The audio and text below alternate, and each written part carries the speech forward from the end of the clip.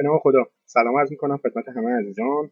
قدرتی هستم، مدرس دوره‌های سالی در مجموعه گروه مهندسی سال پاک ایرانیان. تو این قسمت قصد داریم به طراحی سومین قسمت از سری مجموعه تمرینات solidworks بپردازیم. خب همونطور که در شکل روبرو مشاهده میکنید ما از نمای روبرو یا فرانت و نمای سمت راستمون همچنین خطچین ها و ابعادش رو داریم. خب برای شروع کار من باید از نمای رایت همچین پلینی رو ترسیم. به محیط سالید وارد میشه. قسمت پارت و بر روی صفحه رایت نرمال میشم و با استفاده از دستورات کورنر رکتنگل کارم رو آغاز.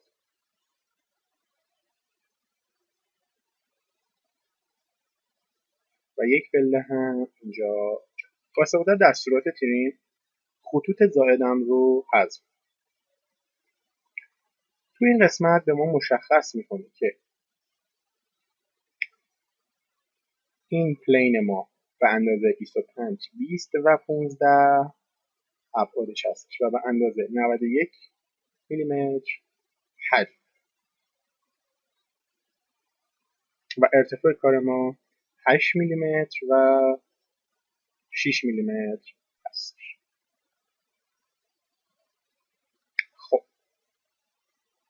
برای شروع با استفاده از دستور اسمارت دایمنشن به اندازه گذاری میپردازیم. 8 میلیمتر رو وارد، اندازه این قسمت 6 میلیمتر وارد میشه. خب همونطور که توی شکل مشاهده کردید 25 20 و 15 رو وارد.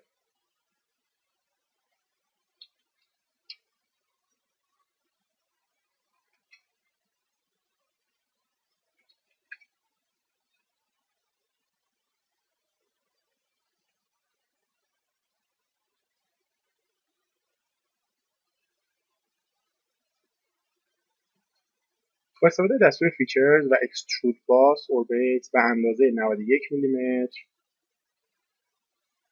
حجم داریم. نکته‌ای که داره ما با استفاده از دستور میدپلین به صورت قرینه حجممون رو وارد.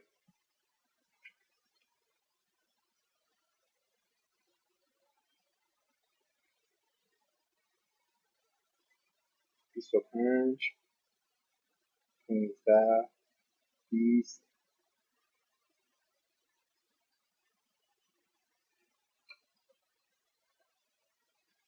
خب توی تصویر مشاهده میکنیم که دقیقاً به فاصله 35 میلیمتری دو عدد سوراخ و ابعاد فی 14 و سنترهای 50 قرار.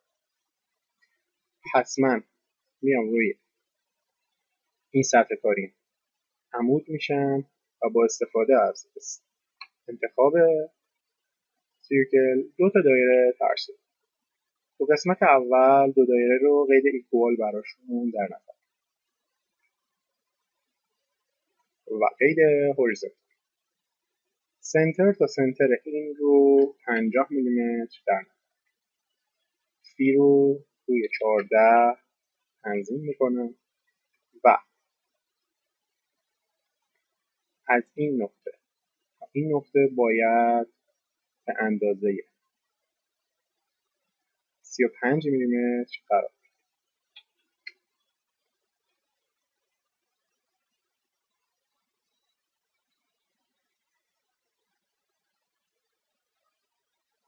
این مقدار رو مساوی قرار میدم.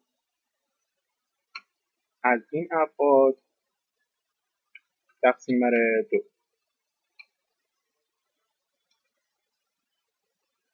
خب علامت سیگمایی که اینجا قرار گرفته به عنوان ایکویشن یا معادله نویسی لحاظ میشه. اگر من سایزم رو به عدد 60 نزدیک کنم ببینیم که سریعا ابعاد من تغییر میکنه.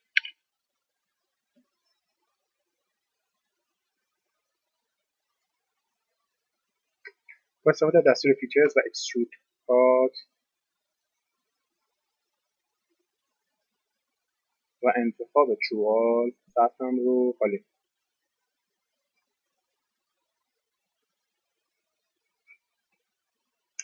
برای ترسیمه سطح پشتی کافیه که به سطح انتهایی عمود بشم و اسکچ رو ترسیم.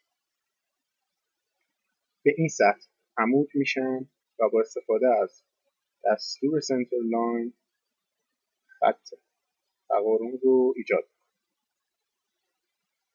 با استفاده از کلیک راست کردن و دستور کاستومایز و شورتکات بار وارد سربرگ اسکچ میشم و دستور داینامیک میرور انتیتیز رو برای خودم روی شورتکات اسم قرار.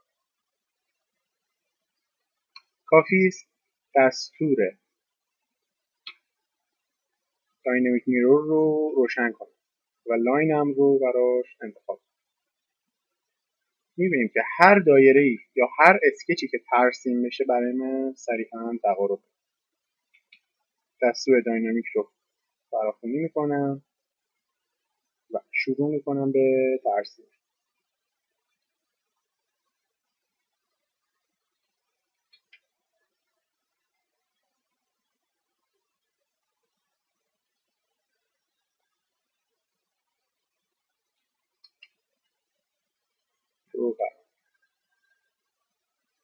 دایره‌ای ترسیم میکنم با فاصله 80 میلیمتر از این.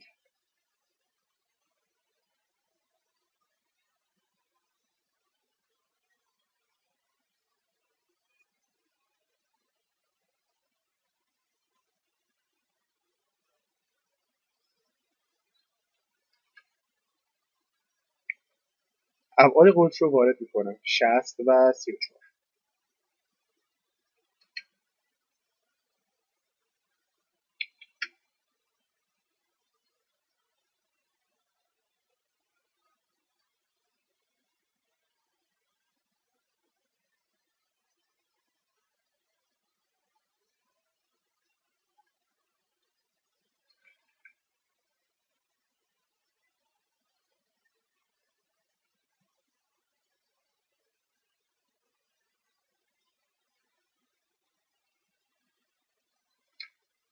به دستور فیچرز برمیگردم و با استفاده از سلکت کانتور سطح‌هام رو با ابعادی که برام مشخص شده سطح دهیم.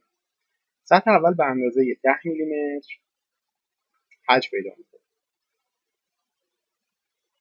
اندازه 10 میلیمتر رو وارد کارم رو اوکی.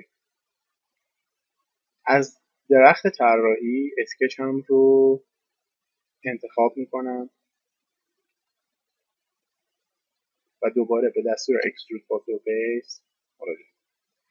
این بار کانتور جدیدم رو انتخاب میکنم و به اندازه 5 میلیمتر و تو قسمت دوم دایرکشن به اندازه 15 میلیمتر حجم بدیم.